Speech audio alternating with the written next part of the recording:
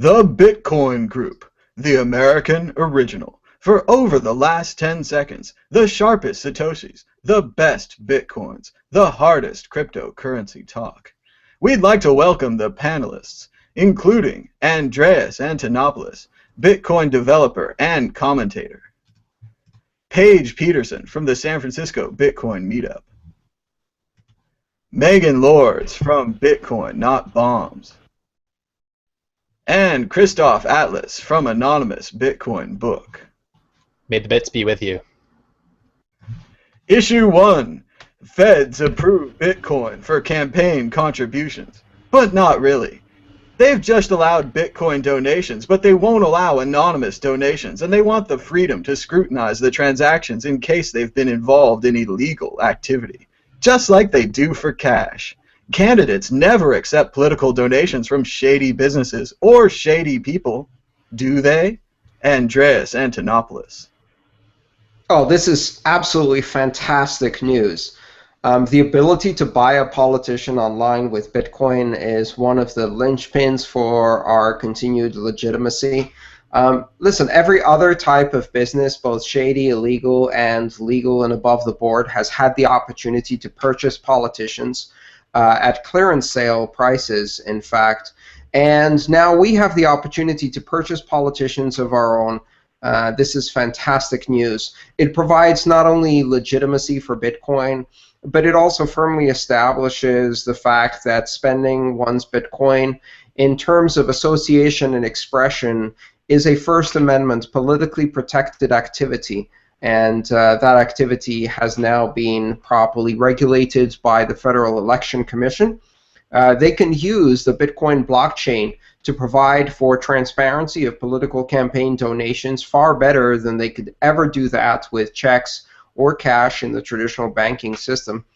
So this once again will show how radical transparency is the nature of Bitcoin and will allow us to buy our very own politicians. I'm very excited.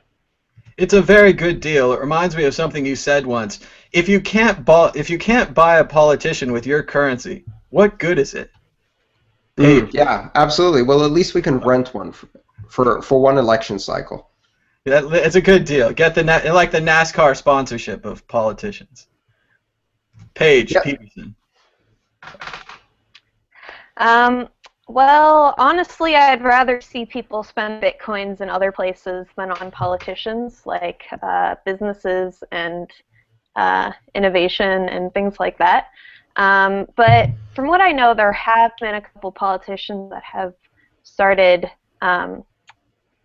accepting it or saying that they were accepting it already. I know the contender against Nancy Pelosi this year, John Dennis, came to the last Bitcoin meetup we had to kind of get a little stir rolling. But honestly, yeah, I'd rather see Bitcoin spent in other places. Megan Lords.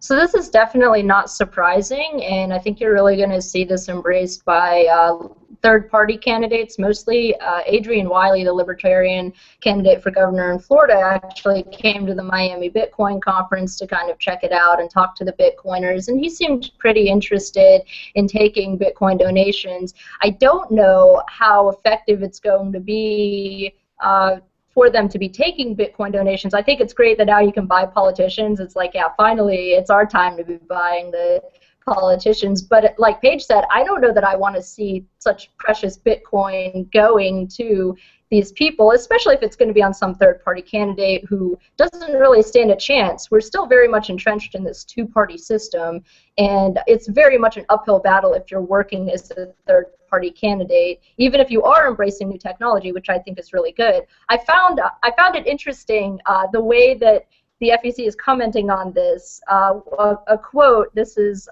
let me see, I just pulled it up.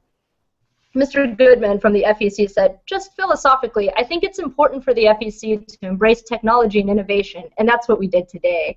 And I thought it was really interesting because they're selling this as, oh, we're so progressive-minded, we're so forward-thinking, but I don't really think it's about that at all. I think this is, they see money to be taken or money to be swindled, I guess you could say, because it's definitely harder steal Bitcoin, at least politicians stealing Bitcoins from people, than through something like a taxation system. So it's interesting the way they were kind of spinning this. But what's also interesting is, so they're going to have to track all of these donations now, and they're not allowed to spend them on things. They're not allowed to use Bitcoin so much as a currency. Like, you can take them as donations, but you have to convert them back into cash if you're wanting to spend them on for campaigning purposes, whatever they're going to buy with that. So that's kind of interesting that they tried to take that function out of the equation with this. But I think overall it's kind of great that now we can buy politicians. I mean, Goldman Sachs and JP Morgan are used to doing that already. I'm a bit skeptical to how much of an impact Bitcoin will have, especially compared to these bankers. The FEC is a very high-tech and cutting-edge political organization. They're the same ones that organized all those Diebold steal-your-voting machines, right? They don't even have open-source tabulators, the machines that count the votes. So they're very much on the cutting edge, I'm sure. Christoph, Atlas. Well, I host a show on the World Crypto Network on Tuesdays called Dark News, and I talked about, on the last episode this past Tuesday, I talked about this article by Daniel Krawitz, and he was talking about Bitcoin in black markets, and he was basically saying, look, when a black market is willing to use your money or your currency, that is a true test of the currency. So don't be scared of the Silk Road or one of these other dark markets using Bitcoin. It really means really very positive things for Bitcoin. And I think we can logically extend that to say, if you look at some of the seediest people, which are the politicians, and I'm sure that some of the backroom deals that they have going on would put the black marketeers to shame. Really, politicians in a significant way are part of the black market, of course. Then I think it's a very positive indicator for Bitcoin that it is truly legitimate if it's being used by politicians. As a researcher in the area of privacy, I am very curious about how they would attempt to enforce some of these laws in terms of traceability and making sure that you're not getting your coins from seedy people and so forth. I wonder if this is language that they're trying to use to pave the way towards coin validation or something along those lines. But as long as something like coin validation cannot exist on a unanimous scale within Bitcoin, I'm not quite sure how they would possibly hope to enforce these laws. If you're trying to trace payments against people that are really working hard and have a significant financial incentive to not be traced, that's a huge challenge. We've seen a huge growth in terms of privacy with respect to Dark Wallet. Dark Wallet is now getting press on Forbes.com and The New Yorker and Wired Magazine and all these other places. And so this privacy issue and this anonymity issue is really at the forefront of Bitcoin right now. And so, of course, the issue for these regulators is, if some politician takes dirty money, are they going to be able to fake it and make it look like it's coming from a clean source or someone that's more reputable? So I'm very curious to see how that all plays out. It seems like a very unenforceable law. If you put up a Bitcoin address and someone sends you a quarter, how are you going to know where they're from? So I just don't get it. I think what you're, go ahead. I think what you're going to see is, in fact, they're going to use intermediaries in order to request that you first enter some identifying information like your first and last name and your address, similar to what they do for credit card donations, and that's going to solve the problem. And then you can not publish a transactional address, and if you do receive donations from a transactional address, bounce them back to the origin address. And that's how most politicians are going to resolve this, in a way that allows them to receive Bitcoin donations. But I'm very excited about this. The bottom line. If there's big money involved, my question would be, does that not just shift it to an identity theft problem? Yes, without a doubt, but as long as you're able to provide sufficient independent identities, as they do today with cash and credit card donations, then it doesn't really matter. I don't think you're really going to see that issue pop up, but really what this does is underlines the idea that the possibility of banning Bitcoin entirely, at least in the United States, is now pretty much a moot point. You can't do it anymore. Once you've established the legal basis that this is a means by which you can contribute to political campaigns, that puts Bitcoin in a legal position which is very, very difficult to attack. And that's great news for Bitcoin and cryptocurrencies in general. Moving on, issue 2, the Department of Justice. The Department of Justice is recruiting new businesses for Bitcoin. Maybe not the businesses you want, but the businesses you get. The DOJ has launched Operation Checkpoint to drive businesses they don't like into accepting Bitcoin by cutting off their access to the traditional financial system. As many know, the DOJ is also one of the major holders of Bitcoin thanks to the ongoing Silk Road situation. What do you think of the DOJ's latest Bitcoin promotion? Are cash and Bitcoin only the future of business? Paige Peterson. Well, I obviously don't think that they were thinking about or intending to push anyone to Bitcoin. This is just old practices without considering even the fact that they have another option to go to now. So in general, I think this is like them to think about Bitcoin in the future, and Bitcoin being the opportunity that these businesses have to fall upon and keep doing business is going to make them rethink this whole policy of pushing, making it harder for businesses that they don't like. It does seem like they're pushing businesses out of an arena that they control into an unknown arena. Megan Lords. Yeah, when you try to clamp down on businesses because you disagree with them from a morality standpoint or whatever you want to call it, then you're going to drive them into these other markets, into these alternative markets, and I think that's great for Bitcoin. Recently, it was announced that they've been cracking down on some of the accounts for women who participate in porn, and I would love to see more sex workers taking Bitcoin. I'd love to see a lot more of these businesses taking Bitcoin, especially guns. I mean, this is really a kind of unwise decision on the DOJ's part, especially when you have other agencies who are trying to crack down on some of these, bad behaviors, and they're trying to prevent people from doing business and kind of basically try to take them over. I think it is kind of interesting. It almost seems very, like I said, it's very contradictory to what other government agencies are trying to do when they're trying to crack down on black markets and stuff like that. So, yeah, this is very interesting, but I also think it's really good for Bitcoin. Christoph, Atlas. Yeah, first, isn't it amazing that we live in a world where there's something called the Department of Justice that can do that, and we call it the Department of Justice with a straight face, or at least some people do. That kind of blows my mind. Oh, let's shut down the bank accounts, or let's pressure banks into shutting down the accounts of female porn stars because we're the Department of Justice. What? It's really quite a world that we live in. And yeah, I think it will drive more stuff into the Bitcoin space, of course.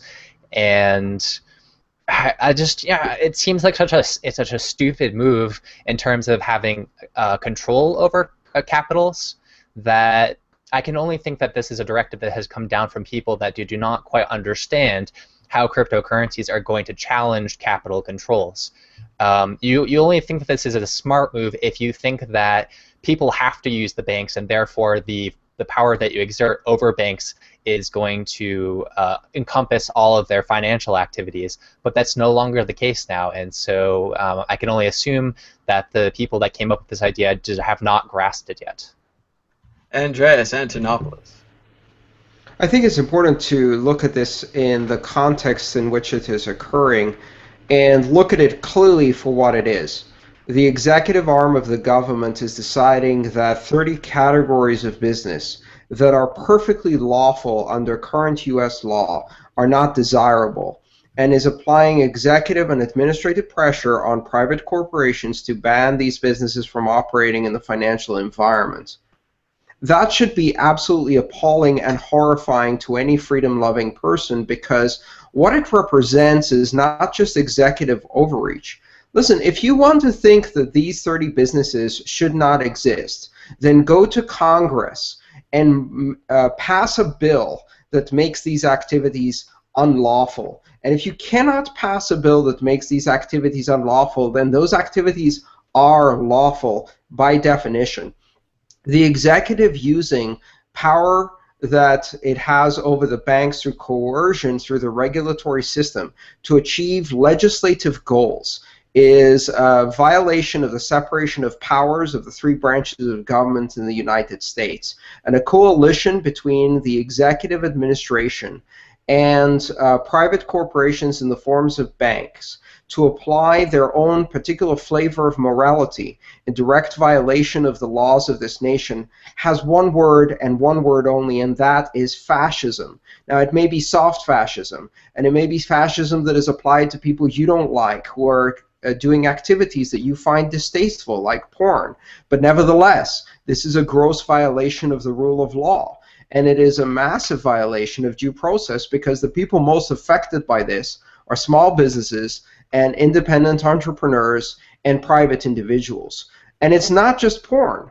It's payday loans. It's all kinds of other activities that have nothing to do with seedy businesses, but are simply undesirable to the Department of Justice because they want to exert an iron fist control over all financial activities of the citizens of this country. And we should be very worried, because if you accept this kind of executive overreach in the case of pornographers or porn artists or payday loans or check cashing operations or gambling or firearm sales or God knows what else they have on that 30 industry list, then that's a long and slippery slope that leads to the executive being able to exert its own particular case of morality. And make no mistake, the big banks are not being excluded from making payday loans. The Department of Justice is not banning the bank accounts of corporations that sell tear gas and rubber bullets to the worst fascist governments on this planet. It's not banning the bank accounts of corporations that pollutes the rivers and streams and our air. It's not banning the bank accounts of corporations that are slaughtering animals in inhumane conditions and introducing poisons into our food and our environment. It's not banning the bank accounts of organizations that are exporting war industry and droning people from above. No, it's applying its own particular version of puritanical morality without any backing of law in the most fascist way possible. And so I think we should be appalled by this. And it has nothing to do with Bitcoin, really. What it is the perfect demonstration of why government should never have power over money, because that power corrupts absolutely. And when you give government that power, they abuse it to achieve goals that they cannot achieve through the normal democratic and legislative process. Absolutely. First, they came for the pornographers. Exit question. Which category of business do you think will go cash and Bitcoin only first? Paige Peterson. So there's already been a lot of gambling, online gambling businesses being run in completely Bitcoin. So maybe not the gambling in Vegas or where it's like state regulated as well, but yeah, I would say online gambling for sure. Online gambling. Megan Lords. I would say guns, people who deal with guns, drug dealers, or sex workers. I think any of those people would I mean, drug dealers especially mostly deal in cash. So I think those would be great categories to become Bitcoin only or cash only, as you know, some of them already are. And it'll be beautiful because it will prove, as if it needs proving, but it will prove that you cannot stop this activity from going on no matter how much you dislike it, and that there will be other routes people can take, and then we'll have more people in Bitcoin too. So I think it's really refreshing, and it could stop a lot of unnecessary trips to the ATM once they just accept Bitcoin directly. Christoph, Atlas.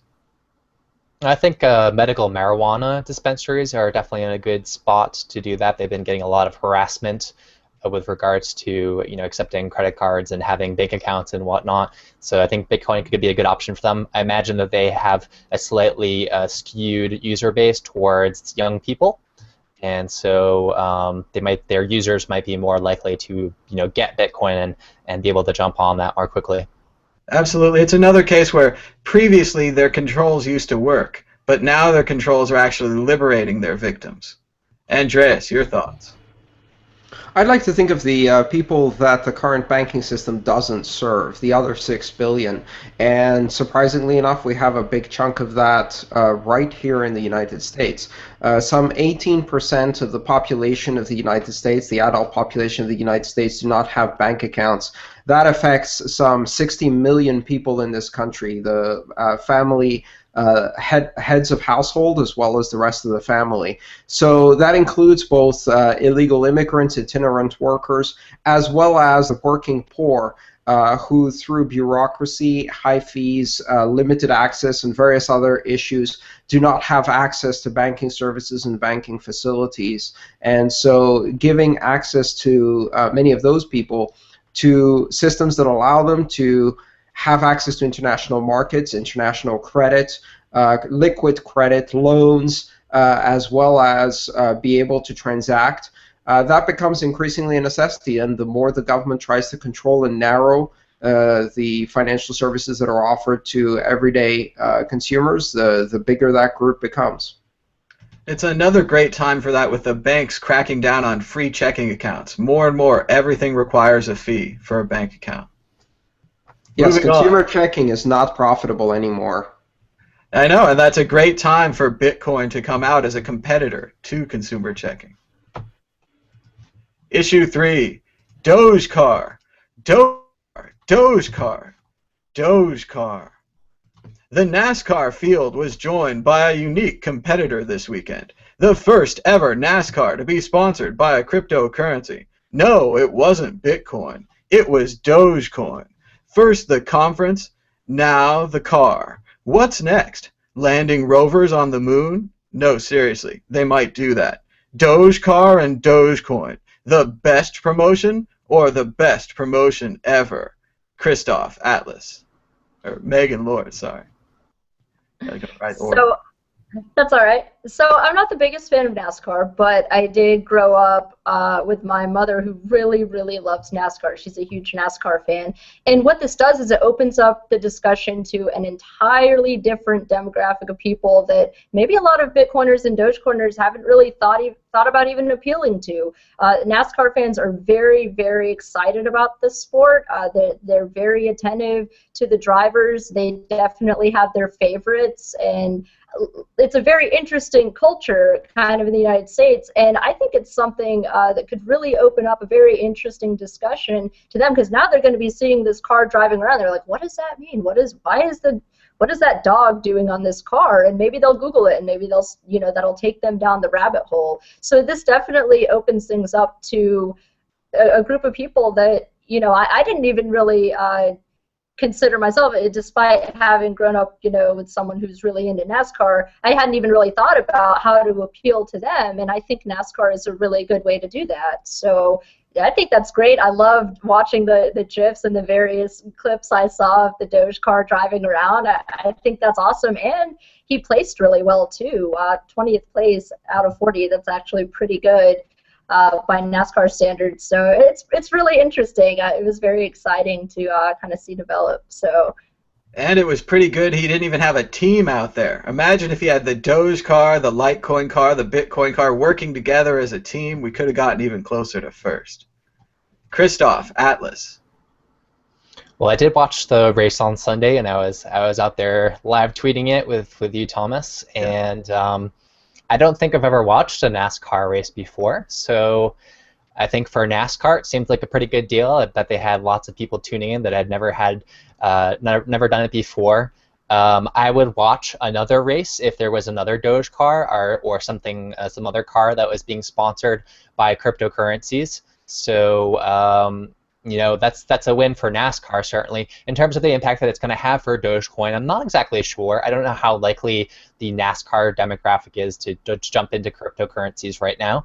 But maybe if it was up to me, the next thing that they would fund is a study of the economic or consumer effects of this sponsorship and see exactly what it did for Dogecoin.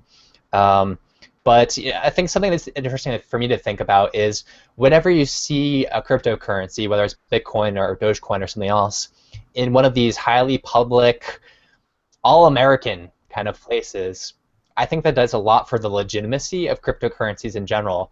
You know, I would ask someone, out of all of the companies and corporations that have sponsored NASCAR, how many of their CEOs have gone to jail? How many of their customers have gone to jail? I would guess that not very many of them have, if any. And so, you know, Dogecar, and you know, I want to see cryptocurrencies all over the damn place, and normalizing those cryptocurrencies for people so they feel comfortable with it. And so when the suits come over and they say, "Hey, we just found this guy. We tricked him into doing a $10,000 swap of bitcoins for cash on local bitcoins," so that people stand up and they're saying like, "Well, wait, you know, what did he do wrong there? Tell me what's wrong with that. I'm fine with Bitcoin. You know, I'm down with Bitcoin and Dogecoin," and I think that's the effect that I want to see out of these kind of situations and sponsorships. It does normalize the Bitcoin to have it be a part of such an all-American event. It's just another sponsor like Tide or GoDaddy. Andreas, your thoughts? Much horsepower, such vroom vroom, many left turns. Wow, to the moon. It was quite something. Paige Peterson. So yeah, I think overall it was a fun time. I caught a little bit of it, but I didn't watch too much. In terms of the future and maybe what could be a little more planned out, I guess, would be something like, so in terms of this happening, I can see a lot of people seeing the car and being like, oh, Dogecoin is a company, or like kind of referring the cryptocurrency back to like the problem where people think that Bitcoin is a company. So as to kind of fight that, I think it would be a fun thing to do to sponsor a car that was a bunch of different Bitcoin-based companies. So there's just like, you know, blockchain, BitPay, and it kind of like shows, you know, like cooperation and community within the Bitcoin space. With each other. Like, I mean, once we get big enough to where blockchain, Coinbase, maybe they all have their own cars. Like, maybe this is a whole thing that takes off. Well, I'd rather see them be maybe on the same car. That would be nice too. You're thinking too small. Bigger, bigger. We should buy all the cars. Exit question. What should Doge or Bitcoin sponsor next? Is there anything better than a NASCAR? Maybe a senator? Megan, Lords. The senator is interesting. I'm not a big fan of politics, so I wouldn't personally like to see this. As far as sponsor, I don't really know. I don't know that I have a super great answer for this, but, and maybe this is idealistic, I'd really like to see Bitcoin and Dogecoin being known for being associated with charities, basically, and helping people and spreading these ideas, but not just spreading ideas, but like actually helping people improve their lives. That's what I'd like to see them known for. As far as who they would sponsor, I don't really know. Christoph, Atlas. Maybe another sport, maybe like an MMA fighter or something like that. That seems like an area that would be ripe for cryptocurrency penetration. How about fencing? You never hear about fencing anymore. Andreas.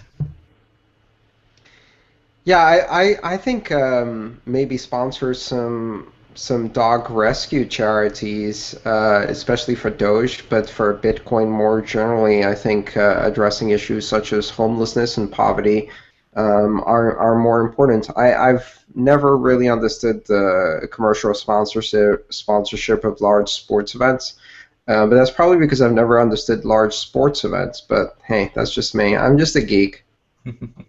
Well, we've got to have bread and circuses, you know, bread and circuses.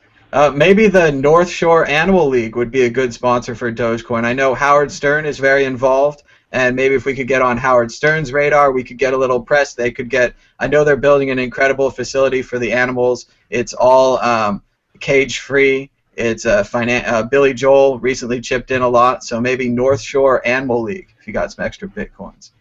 Paige Peterson. So in terms of having the most impact, I'd probably say continuing to sponsor various conferences where there's a lot of technology people and a lot of developers present to kind of get the word out and show them that there are big companies around the space, and just continue that attraction for developers and people that are already could be interested to help the economy grow. It does seem like there's a new conference almost every month, and that's something I'd like to see keep going. More conferences. Moving on to Issue 4, Blockchain Awards 2014. Nominations announced. They had over 900 ballots cast, but they've narrowed it down to the top 3 in categories like Most Creative Video, Most Impactful Charity, and even Bitcoin Champion. Voting is still going on today at bit.ly/votemad. Who will win? Who should win? Your thoughts? Christoph, Atlas. Gee, I wonder who you're trying to get people to vote with that short URL. I don't. I saw it on blockchain.info. You know, it's probably completely impartial. Of course, I voted for Mad Bitcoins because I'm a big fan of that show. I think it's a fantastic show and deserves everyone's vote.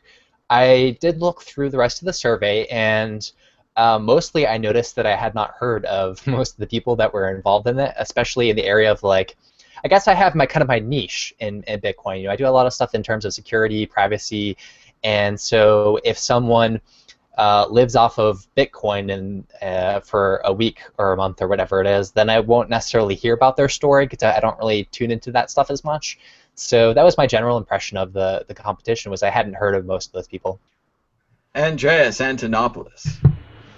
Oh, I think it's a great program. I'm glad the company I work for is working with the foundation, who I also kind of work for the committee for the other 6 billion.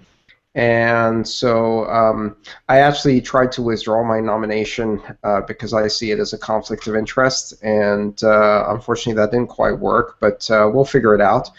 I think it's a great program, and I wish all the luck to all of the contestants in this award program. It's going to help, especially some of the organizations that are doing things not for profit, to get a bit of funding, and I'm glad my company is supporting that. Paige Peterson.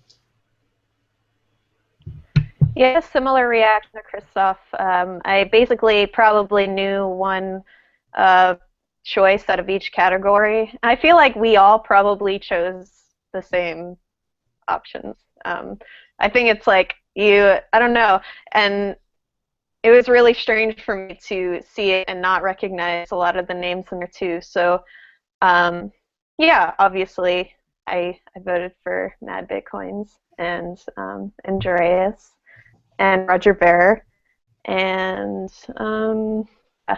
similar liberty-oriented people. Megan Lords.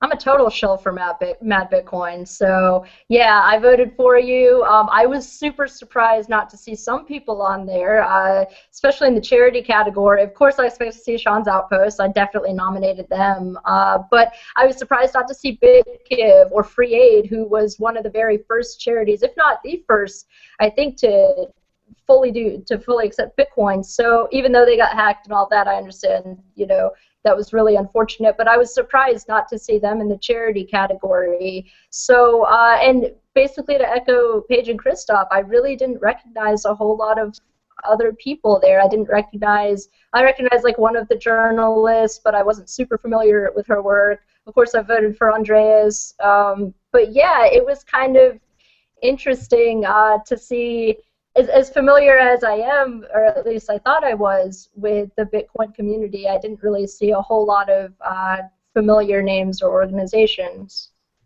Well, remember, in a popularity contest, it's not always the best charity. Sometimes it's the best social network. So it's just something else to work on, another facet of being an internet-based organization. Exit question. Left off the list. Who deserves to be nominated but wasn't? This is a good chance for honorable mention. Christoph, Atlas. Oh, geez. In terms of the journalists that I'm the most interested in, I think of people like John Matonis, who has written some great articles in the area of financial privacy. Sorry to keep bringing up the same damn topic over and over again, but that's what I live and breathe all day. Obviously, Free Aid would be a great candidate in terms of the charities. So those are a couple of them that come to mind. Andreas Antonopoulos.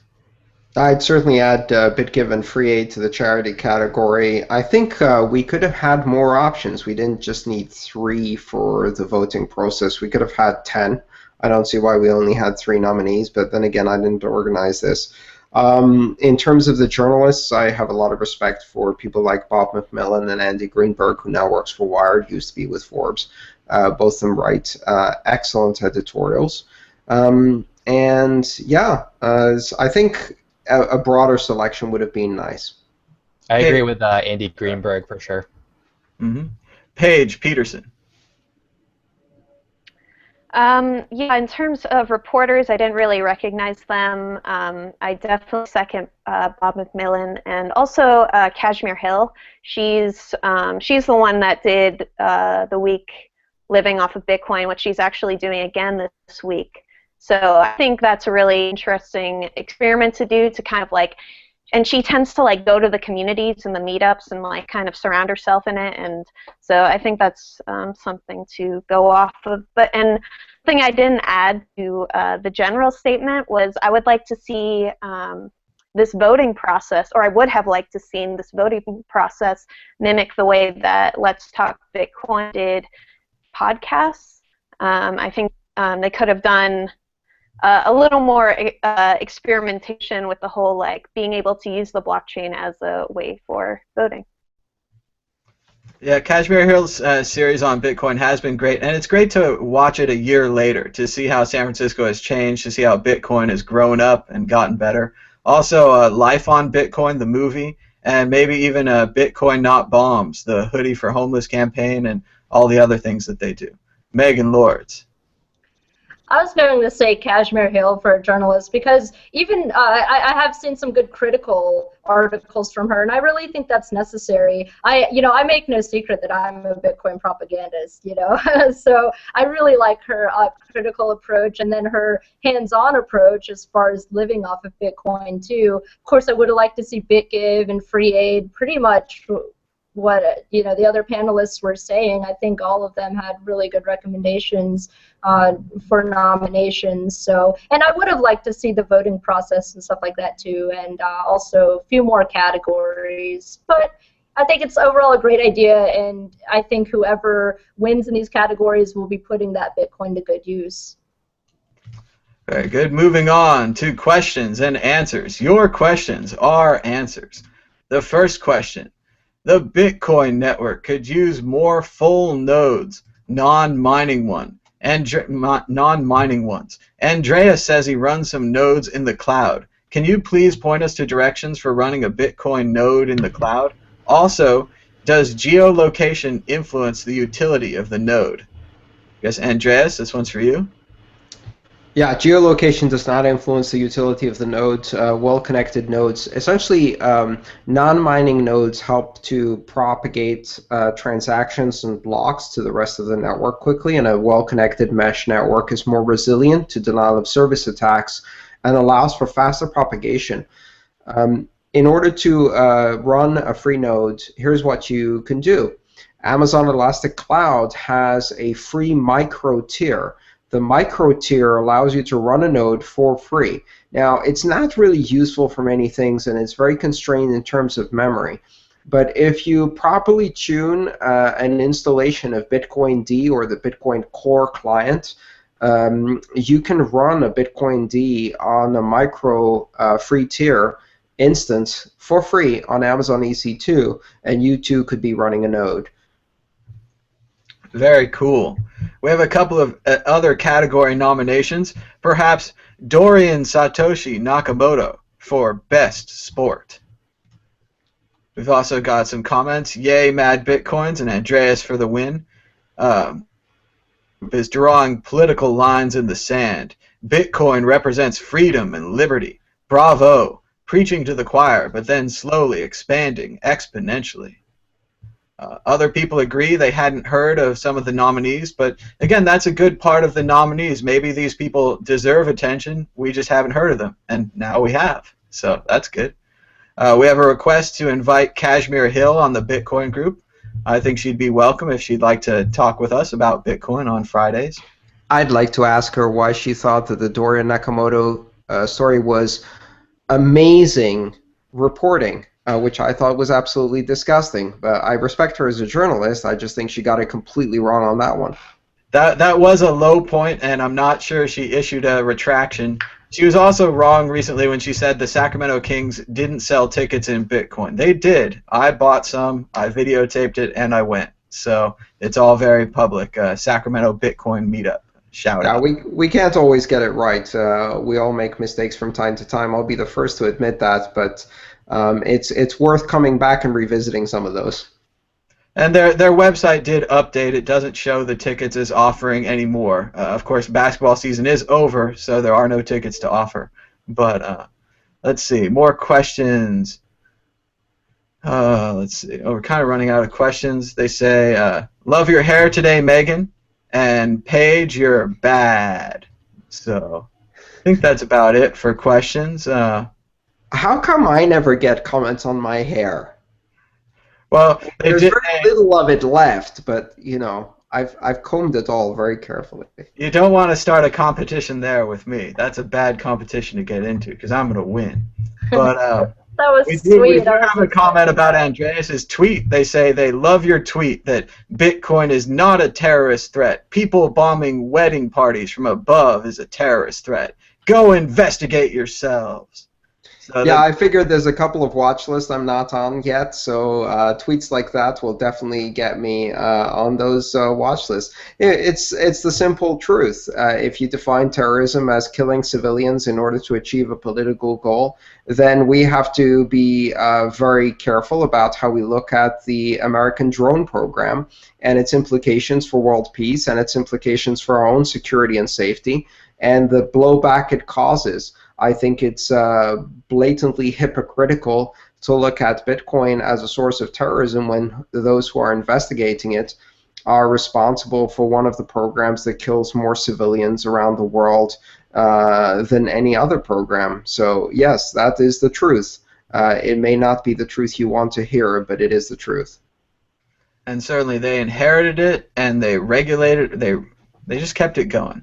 But next question. It's been massively increased in size. Massively increased, yeah. And just normalized is, I think, what I was going for. They've normalized the program, so now it's a part of presidential life. Of course the president has drone powers to kill anyone he wants in the world. That's a standard part of the presidential package. So, did anyone else feel disgust as they were watching him talking about the death penalty? I mean, really, like, this is a person who kills children all the time. Like, how could he have any kind of opinion on the death penalty? Just saying. There's jokes about his authorities with drones. Well, I have a very simple question. If you think that this is a lawful program, then it should be perfectly lawful when applied in a different context. If there is a fugitive from another foreign government who is hiding on the Jersey Shore on the Broad Walk in Atlantic City, and a foreign drone comes overhead and kills that target to prevent terrorism in another country and blows up a limousine with innocent bystanders, that is acceptable collateral damage. That is the position we take against other countries, and if it's good for them, then it should be good for us. If you think that is a lawful program, then you need to examine it more carefully. And of course, President Obama was an attorney. So he was an attorney. So, but yeah, I absolutely agree. Collateral damage is the key there. We have a question from Terrence Yang. He says, what is the #1 single most leveraged thing we can do to help Bitcoin cross the chasm and go more into the mainstream? Anybody's thoughts on this? Just everybody? I'm going to repeat the same thing I say every single time and the thing I do every single day, which is give 1 or 2 people Bitcoin. Help them experience the power of Bitcoin, see how fast it's transmitted, see how easy it is. Give them the power of money as an application, money as a content type. persuade a taxi driver to take Bitcoin. Don't give them Bitcoin for the fare because they won't be open to it the first time, but tip them in Bitcoin. Or talk to them about Bitcoin as you're taking a taxi ride and offer to install an application and give them some.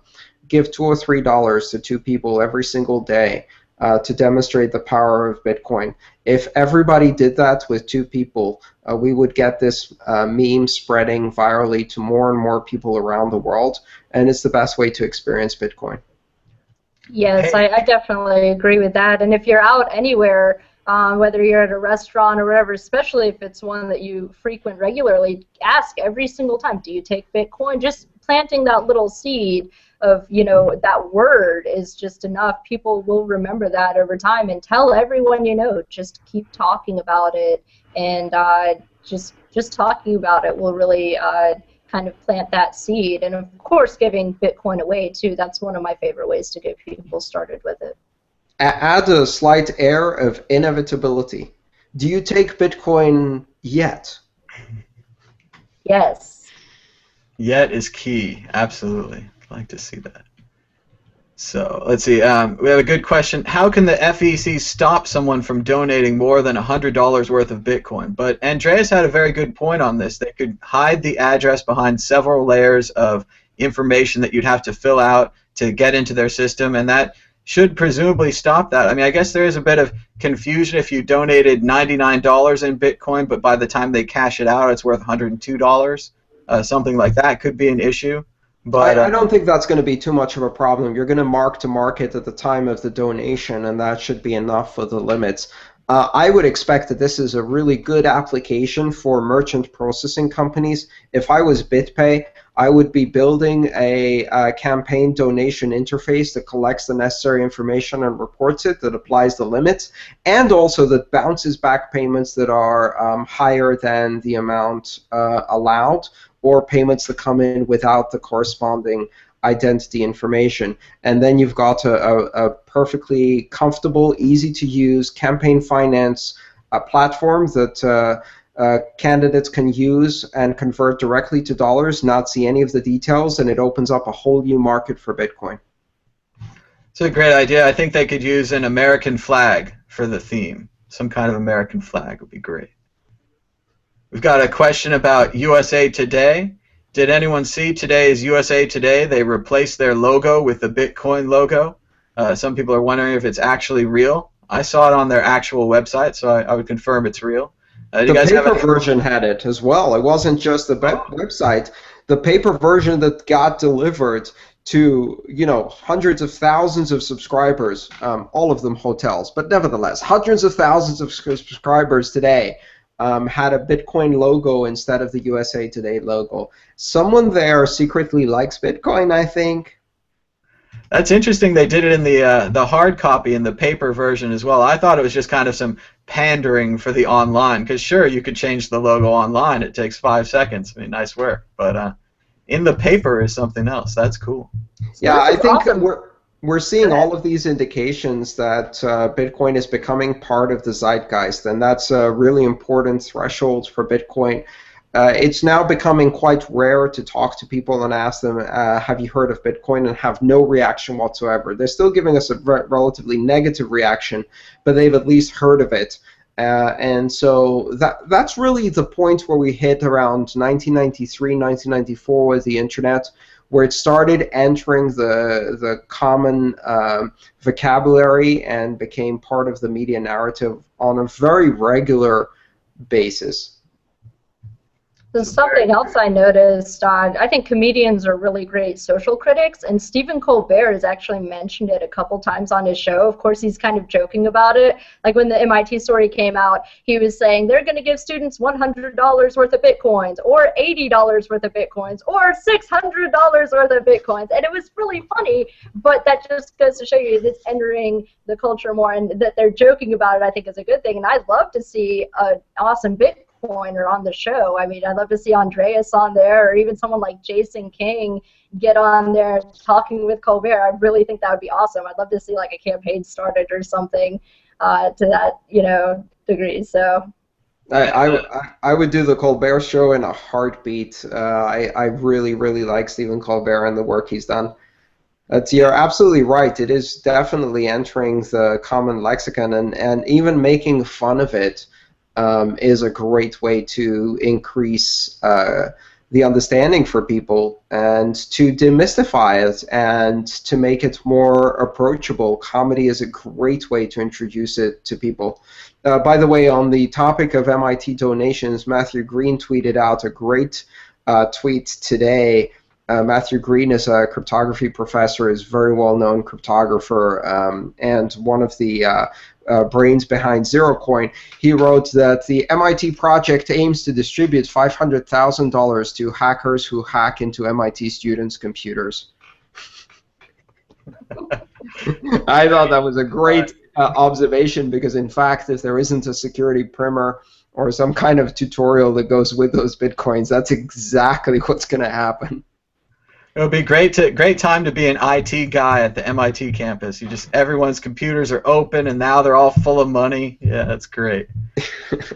So it's a good point on Colbert too, because even though we're losing Colbert the character, Colbert the person is being promoted to the Late Show with David Letterman, which he might do more Bitcoin bits. He'll have an entire hour to fill. Maybe they'll give away Bitcoins. There's lots of future possibilities there. I don't know that Jimmy Fallon or Jimmy Kimmel have mentioned Bitcoin yet. I'm not sure what's wrong with them. There's still a chance before Colbert gets there and takes their thunder. So we do have. There's also this. There's also an aspect of like there was this article that was released earlier this week about people. The more people understanding Bitcoin, the more they liked it or were open to accepting it as an idea. So I think that just puts out the fact that if you aren't reaching someone or you're trying to explain Bitcoin to someone for the first time, to not really like be deterred if they're put off at first, but to kind of be welcoming and open and kind of nudge them in the right direction, give them good resources, and just be accepting to their questions and just skepticism in general. Well, and remember, you might not be able to convince them about Bitcoin the first time, but what you're really doing is just planting seeds, because maybe they hear of it 2 or 3 times and they get $1's worth, and maybe they hear of it 4 or 5 times and they're like, maybe we'll accept that for my business. You know, it's going to take a lot of mentions, a lot of people telling them about it before they really turn over and become Bitcoiners. So, hell, I wasn't convinced the first time. I thought it was silly old nerd money and I dismissed it. How many other people on this show also dismissed it the first time they heard it, or maybe the first 2 or 3 times? That's normal part of the process. And this really feels very, very familiar. This is exactly the journey we traveled in the early 90s with the internet, where at first it was seen as something that was nefarious and too geeky and very technical and weird and outside of the mainstream, and then gradually it became the butt of jokes, and people made fun of the internet and the people who were on the internet, and then it started essentially infiltrating day-to-day life more and more effectively until it just disappeared into the background. Now we don't even talk that much about it anymore. We just use it. I think that's gradually we're seeing the same thing happen with Bitcoin. Think about this. 3 years ago or 2 years ago, how many of us would have thought that in 2014 USA Today would have Bitcoin replacing its logo even for a day, that a popular comedian would be talking about it, and the Federal Election Commission would be accepting it for campaign donations, and all of these things happened in just 1 week. This would have been staggering, year-making news just a year ago, and now it's just this week's news. Come a long way. It seems like a lot further than just a year for even that. But our last question today: how will digital currency affect the poorest people in the world who don't have access to the internet? It's going to take a long time. It's definitely going to take a long time, because you need to combine bringing the technology of Bitcoin down to more accessible levels. One of the projects that I'm very interested in is working to make Bitcoin wallets more accessible on feature phones. And feature phones are essentially old-style phones that only do text messaging and not smartphones. A feature phone such as the workhorse of Africa, which is the Nokia 100R. This is a phone that already exists. I think 100. So I think 2 billion of them, or close to that, exist in more than 100 countries around the world. And these phones can only do SMS. So people are working to bring Bitcoin wallets and the capability to do fully functional commerce with Bitcoin wallets on SMS on these phones. And we know that that experiment has already succeeded in places like Kenya with M-Pesa and in other environments like that. So the other side of this is that the internet itself is definitely a significant tool for improving people's lives. But if you lack many of the other things, then the internet is a bit of a luxury. However, as soon as you make the internet also be your banking system, then as an investment, getting even a basic internet connection, even if you only have one in a village, and you use that to support a network of SMS phones, suddenly this becomes a very worthwhile invention. So keep in mind that not only does Bitcoin penetrate where the internet exists, but Bitcoin makes internet penetration worthwhile where it wasn't before by changing the economic incentives, by allowing you to make an internet connection, a banking teller, an access to international markets, a lending institution, and a remittances endpoint like a Western Union office. So if you now bring an Android smartphone with internet capabilities into a village in some of the rural and poor areas around the world, especially in Asia, Africa, and Latin America, now that Android smartphone is not just a terminal for information, it's also a banking terminal, a stock terminal, a wire transfer terminal for remittances, as well as a lending terminal for getting loans for local farmers and local business people. And that changes everything. It makes it much higher incentives to bring that technology. So the internet is needed for Bitcoin, but Bitcoin also makes the internet much more valuable to people around the world who don't have banking. That's an incredible change, and I don't think people have realized that yet, that when they bring you the internet, they're not just bringing information, which is, good information, bad information, garbage, whatever. They're bringing a bank, that they're installing a bank in your local community when they install internet access now. Right. The cell phones with M-Pesa are a great example. I definitely bring that up. The only other thing I'd say is there's a new idea where a solar panel could generate energy. The energy could go to a box like a bank and then be sold to your neighbors in Bitcoin. So that you don't need a power company and you don't need a bank, and you can sell and buy and sell energy right there from the box. So when that kind of technology is fleshed out and developed, you won't need a power company, you won't need a bank, you'll just need a solar panel and some friends.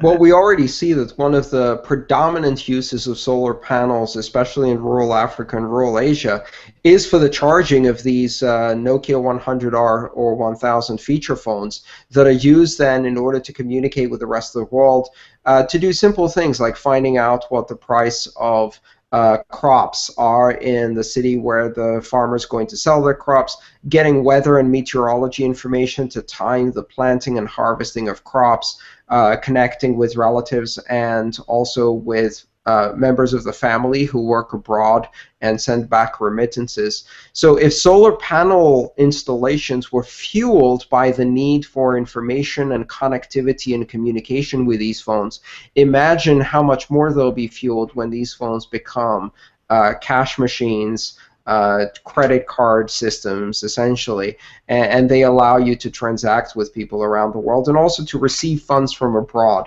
That's a really powerful incentive. It does seem like... Sorry, go ahead. There you go.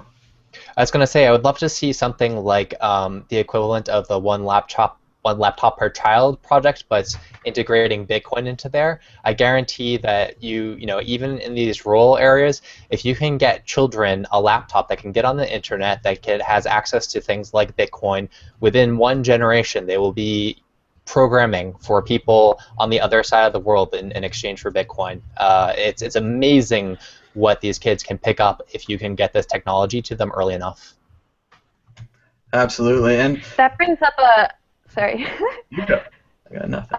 That brings up another point about the one laptop per child. I think they're actually like not doing their operations anymore, but they were really interested in this whole idea of mesh networks, which are really important for like bringing the internet to kind of like the outer edge of people, where there aren't necessarily hubs and access to strong Wi-Fi hotspots and stuff. If you have just people dispersed out their devices, smartphones, or smaller routers or something, then you can spread out the access to internet a lot easier and more reliably. It's basically like Bitcoin, but for internet access.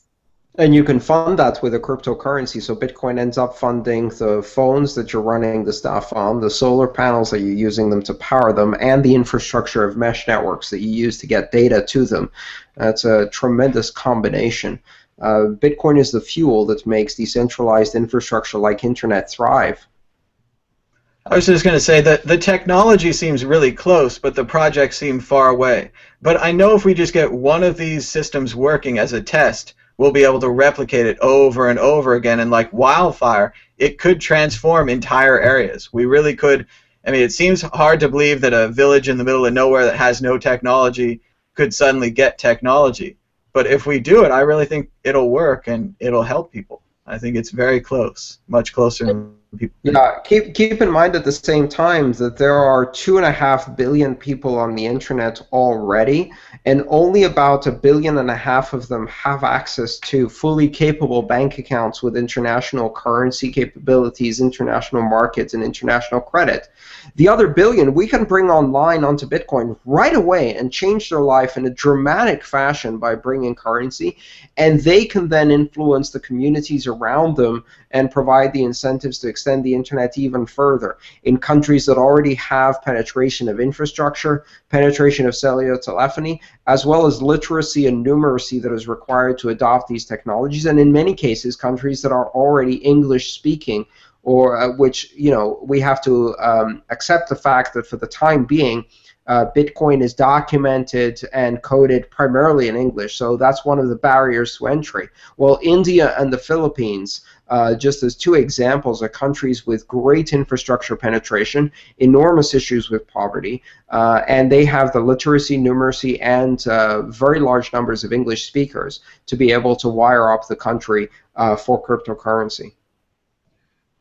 And also that technology is such a threat to very tyrannical governments who have such a lockdown on their people. I recently interviewed Michael Malice, who's written a book on North Korea, and it was, I mean, it's a very, very, very difficult situation there. They don't have internet, but what they're able to see is they're able to see across the river into China, and they're able to see every night when the sun sets all of these lights and all of this electricity over there, and a lot of people escape, and the problem that you have when people escape, or the problem, it's a problem of government killing their families when they escape, but what they've done is the urge to protect their families is so strong, they're exploiting black market means to get money back to their family, to bribe the guards to not take their family away, and this has been increasing. So this urge for freedom is very strong in even the most repressed countries. And while North Korea is a really long way from having this technology, the more it spreads around the world, the more, the better it is for everyone, the more empowering it can be for all people. And you can only stay an island so long. And in the case of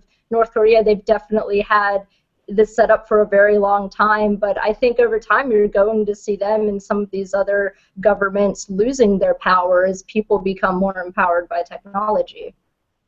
Yeah, if they try to make Bitcoin illegal in these countries, that means that the first people to acquire Bitcoin are the heads of government, then their cabinets and ministers, then the upper echelons of the bureaucratic administrations, then the police and military. And then, of course, at that point, because Bitcoin provides them a way to hide their money and take it out of the country, that means that the other people who want to hide money and take it out of these oppressive countries will bribe the officials in Bitcoin. Which and is there's exactly... already a few paper wallets in North Korea. They're not able, of course, to gain access to them yet, but people do have paper wallets with Bitcoin on them in North Korea. Right, and decentralized capabilities are much easier to hide from the government. This is not radical technology. This is exactly what happened all across Eastern Europe during the days of the Iron Curtain.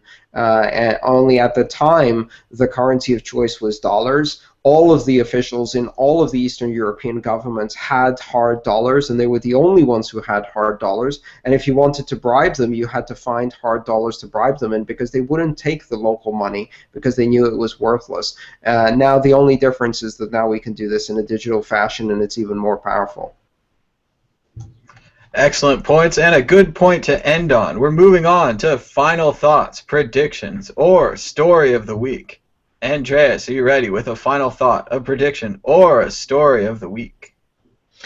Tom, have you met me before? Of course, I am not ready, and I don't have a final... I was trying to stall there with the little intro. I was giving you a chance. I was like, I'll just stall here, but we'll move on to Paige. We'll come back to you. We'll let you sample everyone else's ideas first. Are you ready, Paige? Yeah, I actually thought of one.